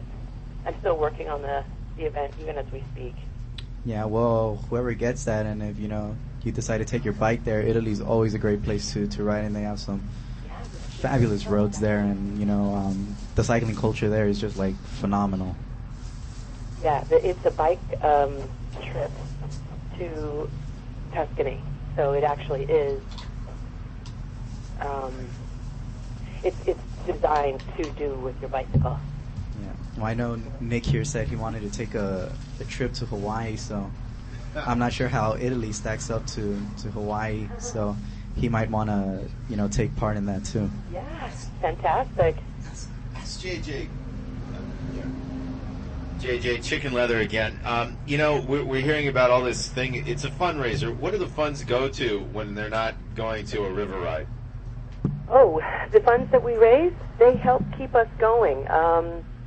They help, thanks to the river ride and the success of it and the way that it's grown, our staff has been able to grow, which means that we're able to focus on the planning and policies. We've been able to get more bike lanes striped recently. We've worked on the bike master plan. One of my colleagues, the planning and policy director, she's been making great strides with the council members and the mayor, getting more cyclist rights. For instance, Bill Rosendahl, recently we got the cyclist rights bill passed, which means that it's an anti-harassment bill. And that means that if you have been harassed by a motorist to the point where, maybe you've fallen, usually there's nothing a cyclist could have done about that. And with this new law, if you have all their information, you actually are able to sue them. And a lawyer can take your case because there's a certain minimum that has to be minimum damages. And lawyers would say, okay, with those minimums, yes, I'll take your case and we'll go fight this. Wow, so you guys are almost like a lobbyist group with all of the city council here. Well, we're not a lobbyist group, but we advocate and we help these things. We get our members to write letters and support things, and we show up to council meetings, and yes, we do. We stand in front of council and we tell them how we feel about things, and the more members that we have, the louder voice that we have, and then they will listen. There's a cost kind of associated with this day-long ride, isn't there? Yes, there is. Members get lower prices than non-members. The rides, they vary in cost. The highest price is $65 for the 170 miles. But you get something for that, right? Yes. You get T-shirts, you get your goodie bag, you get all the food and the support, and you also get a little medal. Oh, that's nice. What if I'm like, okay, I'm going to play the devil's advocate here. It's like public radio and television. I don't ever have like the $200 to get the CD, the DVD, and everything. Do you have something along those lines? It's like the bare minimum kind of base price. We do. We have.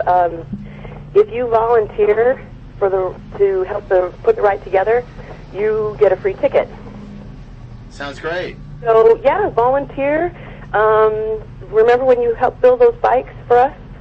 Oh yeah. You were volunteering, and you could have had a free ticket. I don't know if you went ahead and took advantage of that, but that's what the kids are calling it nowadays. Yeah, I'm volunteering, but that's always a great kind of initial way for people that, like myself, are economically challenged, but you can still join in the socialization of the bicycle. Absolutely, and you get everything as a volunteer.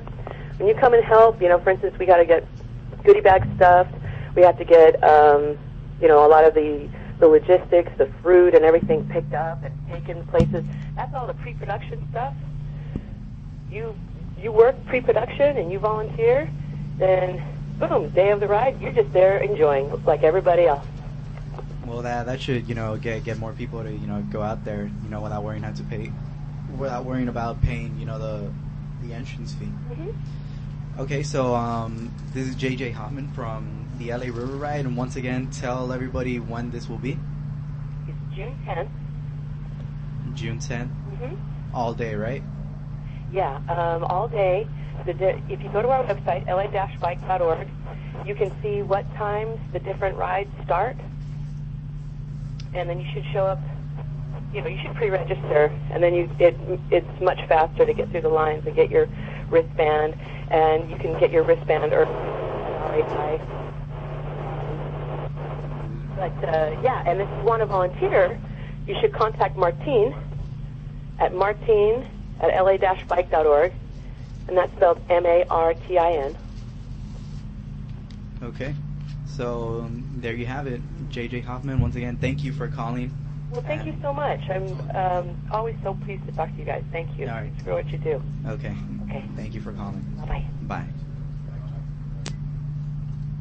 So there was the LA River Ride on June 10th, which is said to be, all day.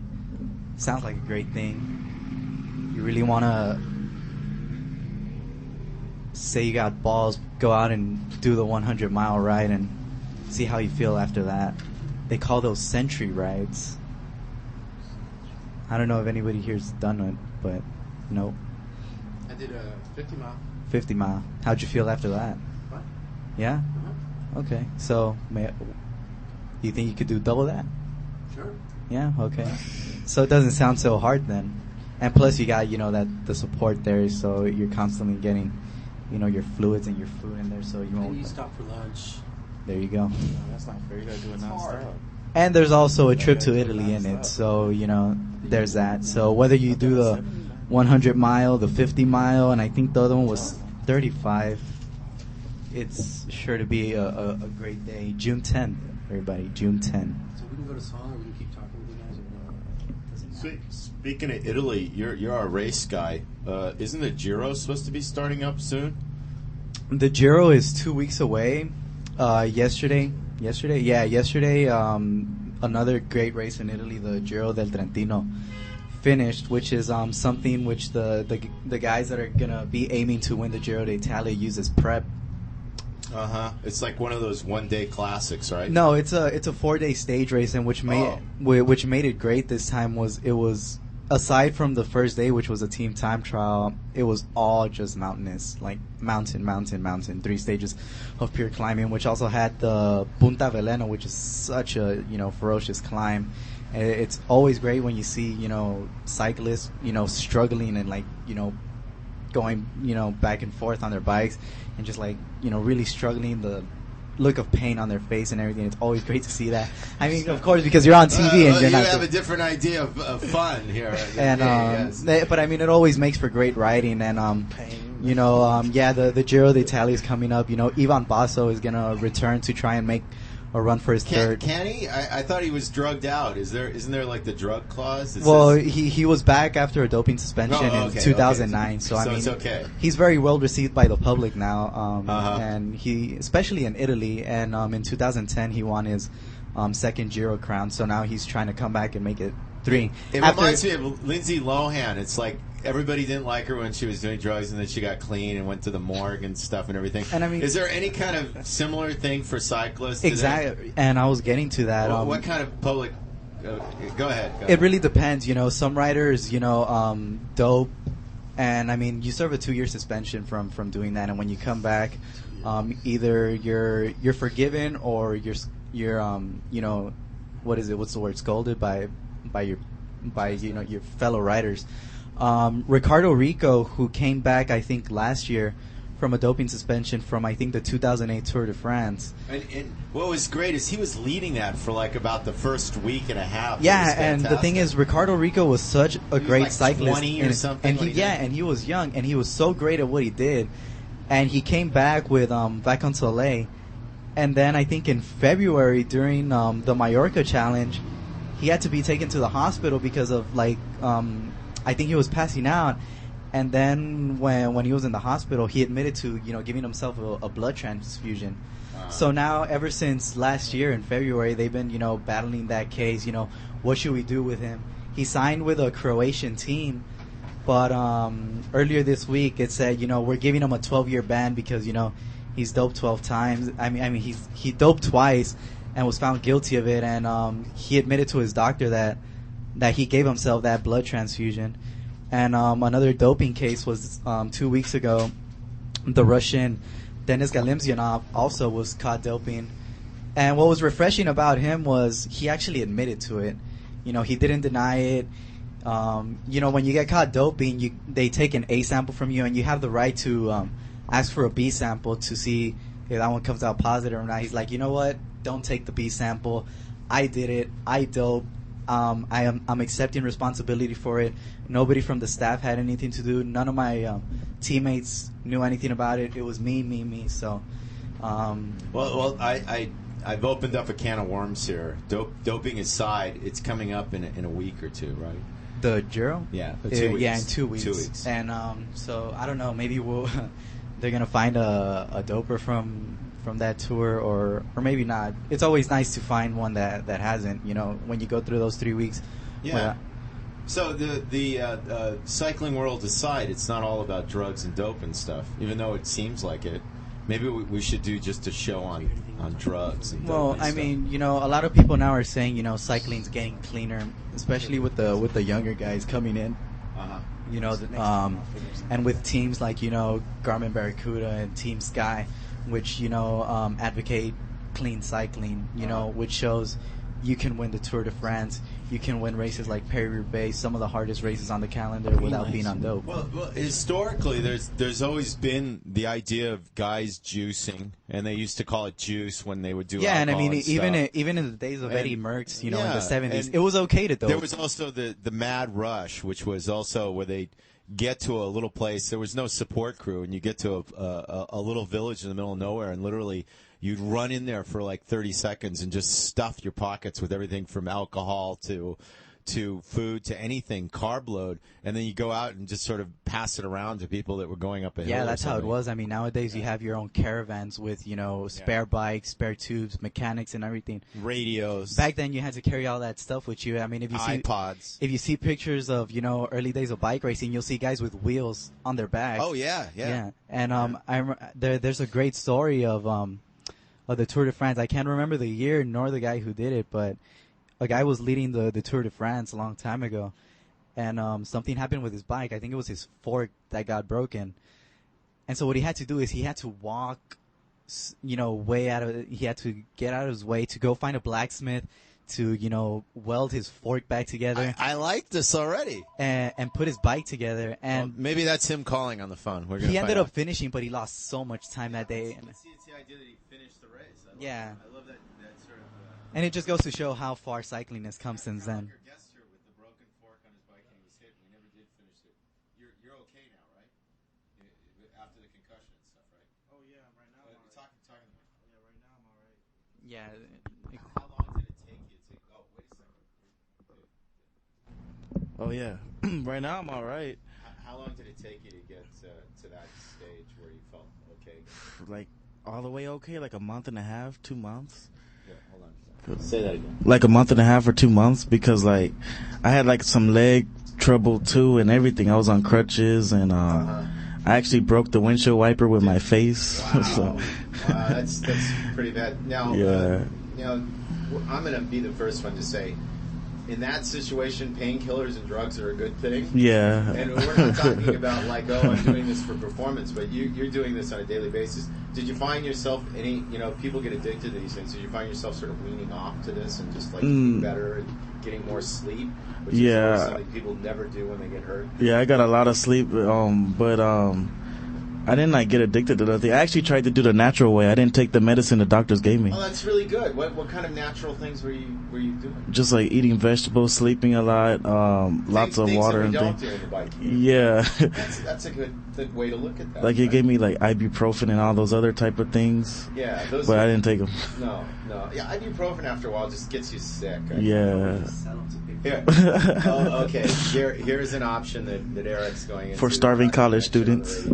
But you can always, if you don't use your medications, you can always sell. I got some like allergy pills that I never used. Actually, I've been dealing with allergies here. But okay, now that we've opened this all up, I want to remind you guys about what happened in the few minutes that are left.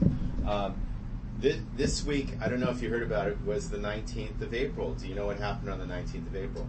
No. Okay, everybody's saying no. The 19th of April is the famous, and it coincides with the 420 ride. It's a famous bike ride day. Apparently, that's the day that Albert Hoffman, I don't know if you know who Albert Hoffman was, he's the chemist that apparently created LSD. Yeah. But the thing is, creating LSD was nothing. What happened was he didn't know what it did, and he sort of happenstanced on this, and life would have gone on. You can't, OD on LSD, contrary to popular belief. But he didn't know the dosage, he didn't know anything, and what happened was... That doesn't, get people to go and try it. Don't do this. Don't do this. We're not advocating you do this. But apparently, after he did the LSD, he felt, well, nothing's happening. I'm going home. I'm taking a bike ride. And apparently, yes, we can imagine what that bike ride was like, because there was fuzzy, round edges, apparently, he described by the end of it. So with that being in mind, you're saying, where are you leading with this? There have been massive 420 rides to coincide apparently with the time that people imbibe themselves. I know that the mom riders were part of that. There's been a couple groups to Los Angeles and stuff, and I'm wondering, and this is something we're going to examine in the future shows, about drug use and driving your bike. We don't advocate that, but there's some people that do it either for pain, for other things. They look at it like a holistic way to address this as opposed to alcohol and other things. I'm looking at it as a safety issue. I really feel that sometimes you shouldn't be riding your bike when you're so blasted or intoxicated or something like that. I'm wondering how you guys feel about that. Well, I mean, I guess, it's the same thing as, driving a car while intoxicated. Oh, absolutely. And you're on the street with these, like, mad motorists that don't like to see bikes on their street. So, I mean, that incident that I think that happened last year, and I think by, or was it by the observatory, like a bunch of people got ran over. Yeah, actually it was out by Culver City. Yeah. We're talking about the woman, and they were really trying to make it up that that they were the bike riders were drugged or anything, but I think it was just the opposite. The bike riders had actually stopped and were drinking water. Yeah. The woman that hit them was texting, and they found evidence of her not doing any drinking, but she had they were trying to say that there was some illegal substance in the car and stuff. So we can see that things that we wouldn't consider drugs, like texting, if you do it like a habit, that's just might impair you more than if it was a real drug or something. Yeah, that's true. No, okay, and now I'm being like a dad. You guys should tell me about your idea? How do you feel about this? Well, I mean, if you're riding your bike and you're just a little intoxicated, it might not make that big of a difference. But how do you know about drinking? You're a student. But if you're like completely like wasted or something and you're on your bike, you might be like your own little world, and you might not like acknowledge you're surrounded by like big 2-ton cars zooming past you. So it's not like Santa Angelos where you can get on your bike and it's a video game and you can play. No, you get one life. That's it. All right, that's a good one. You get one life, and I'm going to bring this back to the question we asked you earlier. What kind of helmet would make you feel safer? A lighter helmet? You said you got a big head. Yeah. But at least they don't call you fathead, like they used to call me in grammar school. I mean, those weird aerodynamic helmets, I don't like them. Well, you don't have to get a weird aerodynamic one. I actually, for the longest time, used to use this one that said it was my old skateboard helmet. And I like those. I felt better in it. It looked cooler, and I noticed in a lot of the what is those that they call them neck baskets or head baskets, the ones that they decorate now. Oh yeah, look a lot more like skateboard helmets from the 80s and 90s. Because they look like those army helmets, like turtle shells. A lot of them, and you're seeing ones that look like little Darth Vader or German war occupation helmets, but they're all getting lighter. I've been using a carbon fiber one. Maybe that's what we have to get. Wow. Something carbon fiber. You're hearing carbon fiber in a helmet, dude. It's light, but it still provides some sort of safety in that. So really? That's pretty sweet. Our mission is to get you in a helmet, I think. I mean, you had one accident. Don't you look back like, wow, I got away lucky. I got to get a helmet now. Yeah, I was kind of like paranoid, but I don't know. What made you paranoid about that? Without the helmet? What? Tell us about the paranoia. Well, I was right after the accident, when I got back on the bike, I was like super scared, super cautious, because I was like, I didn't want to get hit again. But I still didn't want to get a helmet because it was like bulky. It's an extra thing to carry, an extra item to worry about. When you lock the bike, you got to take it with you wherever you go, like a backpack or something. So I just thought it was like an inconvenience. But I guess if it saves my life, I'll eventually get one.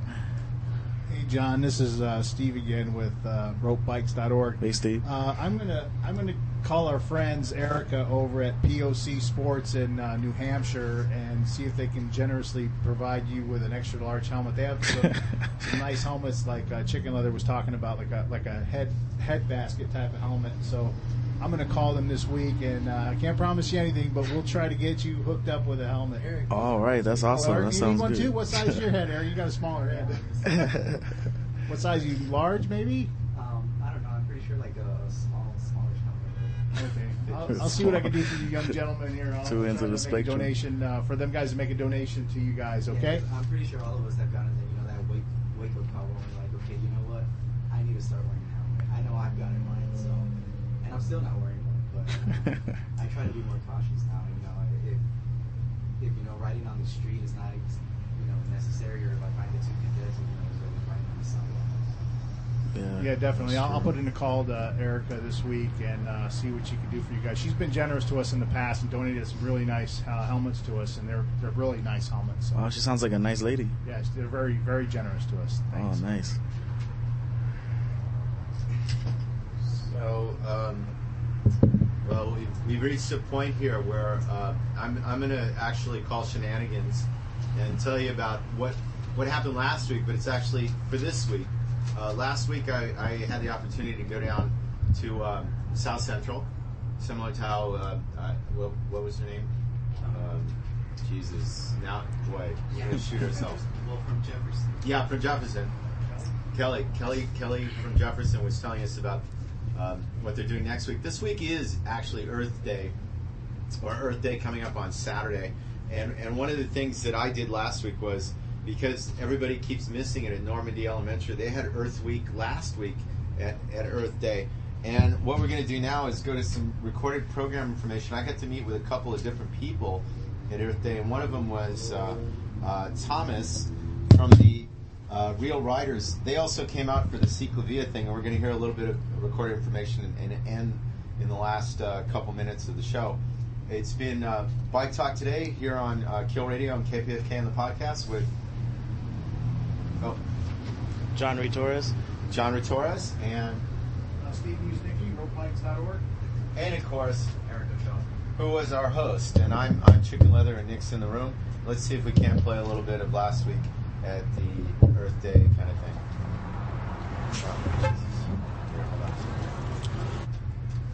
We're getting to a point where we've jumped over into the thing. Here we go. We got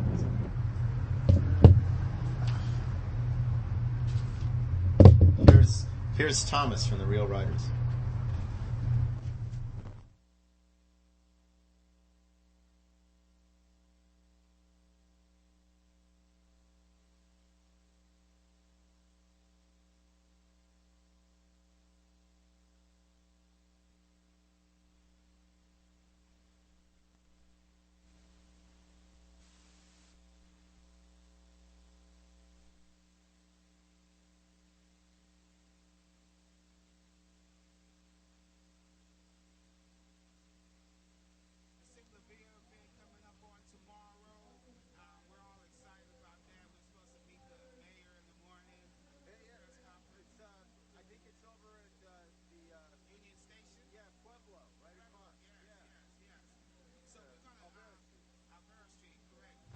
Okay, there's the mics. We're going to try and get this to play in the last 2 or 3 minutes. Hey, what are you doing special for Earth Day, Eric?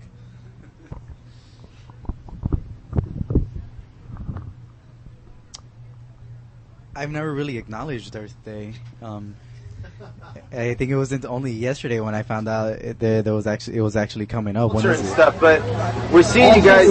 You're like doing it old school. I love that. Oh yeah. We're also here to talk about the Cyclovia event coming up on tomorrow. We're all excited about that. We're supposed to meet the mayor in the morning. Press conference. It's I think it's over at the Union Station. Yeah, Pueblo, right across. Yes. So we're gonna Alvaro Street. Alvaro Street, correct. So we're gonna hang out and just enjoy the people. Let them enjoy our bicycles. We loving this. Absolutely. We've seen an insurgence of kids and stuff. And as I do that, I'm going to zoom over to the kids over here on their bikes. It seems like a lot of them, don't worry about that. It's just to be. A lot of them are coming out now and getting into the fixed gear kind of culture and stuff. But we're seeing you guys, you're like doing it old school. I love that. Oh, yeah. You got it double hinged and stuff. But let's be honest, any bike is really a cool bike as long as you ride it, right? Absolutely. Taking care of your health is our main focus, and we ride these bicycles not just for the show of the bicycle, but we ride them for our own personal health. I am a stroke victim. 2010, I had a heart attack, and because of my bicycle, I believe that my life is healthier and more safer. I'm really loving what I'm doing in life today because of my bicycle. So you're not just a member, you're a client. I'm not just a member, I'm a client. Right. But no, let's be honest, man. You guys came out. It's like I've been doing this for I don't know how many years, and it's really great to see one of the local bike clubs. I saw you the last time I saw you was at the last Cyclovia. Yeah. You came up and you were there. I think we even threw you a mic there because Stephen Box was doing that whole thing with bike side on this side, and it was it was really great to see you guys. I especially love some of these bikes. You've got some of them, and it looks like you were like, I don't know if you remember, but there used to be mods and rockers. You've got like so many mirrors on here. You're gonna drive all my mod friends crazy.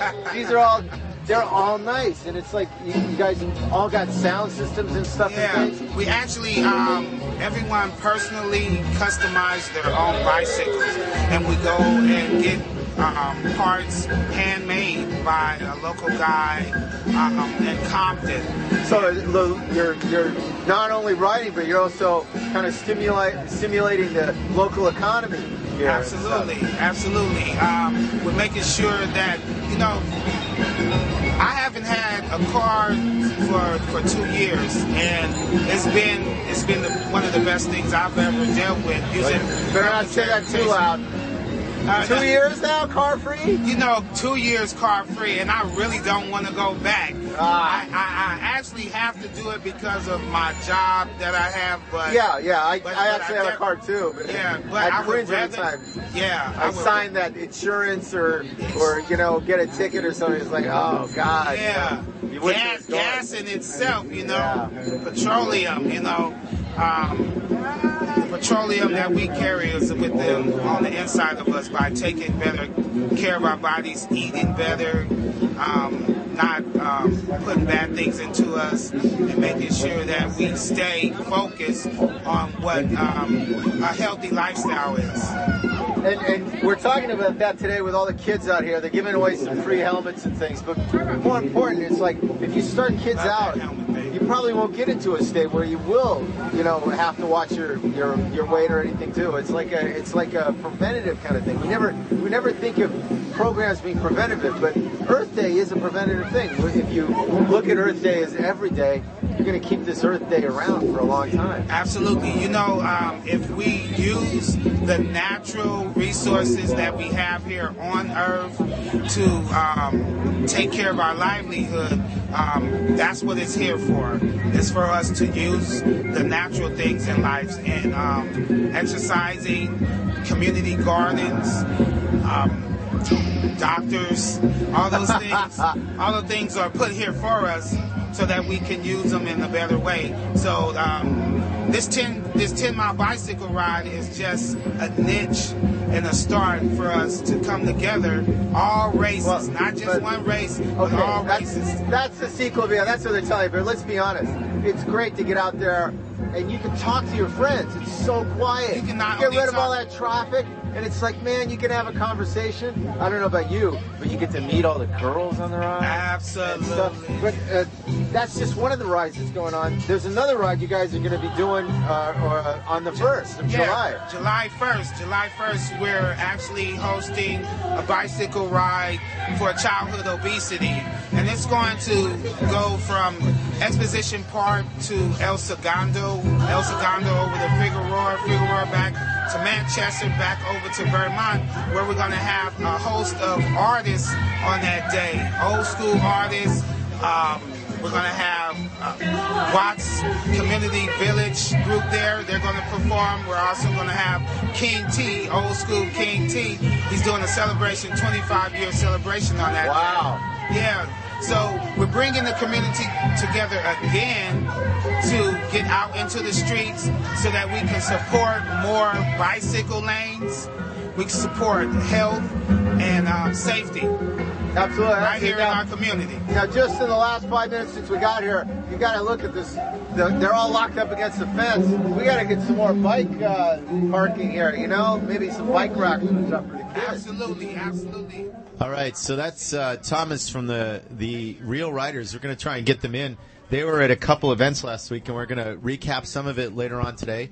But this is Bike Talk here on Kill Radio and KPFK in the podcast. Go ahead, Eric. Take us out.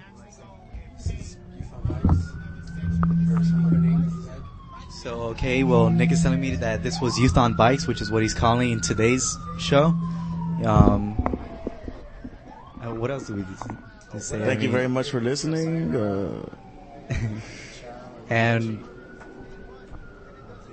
you had Steve from we had Steve from Rope Bikes. We had JJ Hoffman from the LA River Ride, and Kelly from Jefferson High School on that fair next week, and we had John Reed Torres as well. Yours truly.